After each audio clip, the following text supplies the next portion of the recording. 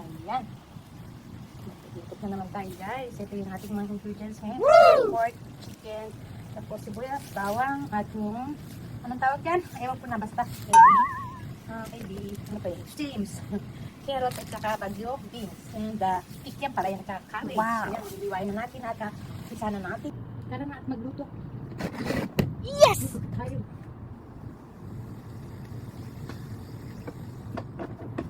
Mahin natin ang ating pork. Ayan. So, ganun natin. Pag-browning muna natin siya. Okay. Ayan, pag nag-brown na siya, lagyan natin yung ating chicken. Chicken.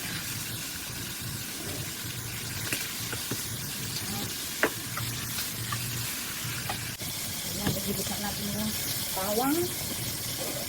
Lagyan natin yung pista. Ayan. At sibuyas.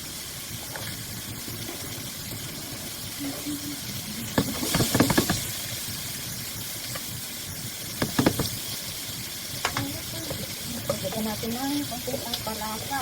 Asin yung ating chicken at saka baboy. Para yung lasa manunod sa loob ng chicken at saka baboy. Ano ba yun? Hirap ko naman yung asin lang.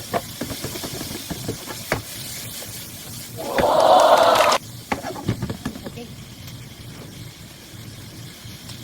Ayan, pag ganyan naka-brown yung ano natin, pork and chicken, lagyan na natin yung ating pasta cream.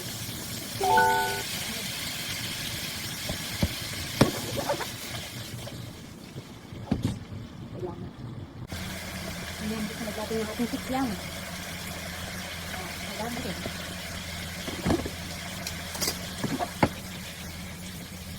Ayan. Lagyan na natin yung ating carrot and bago beans.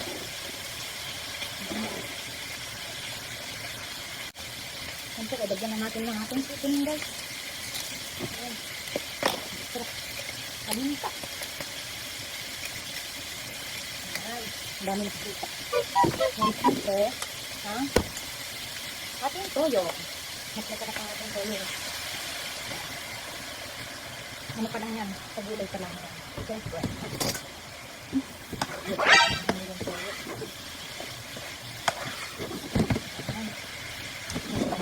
Coffee. Woo! Yan, lagyan na natin yung ating coffee. Yeah. Ayan.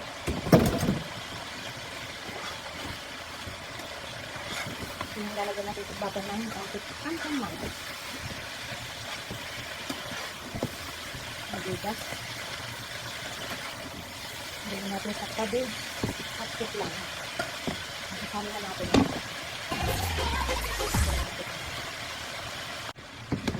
Isa lang natin ilagay natin dito sa bowl.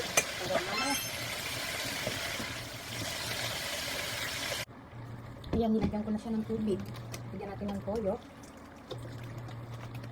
At paminta. Ganun din yung style niya. Lagyan lang yung pangkalasa. Pag wala nang magic sarap, ito na ang ating gagamitin. Seasoning. Kompleto ricado naman ito eh. Lahat na. Kahit saan pwede mo itong gamitin. Mix. Ayan, lagyan na natin yung mga ating pagkakalitan natin.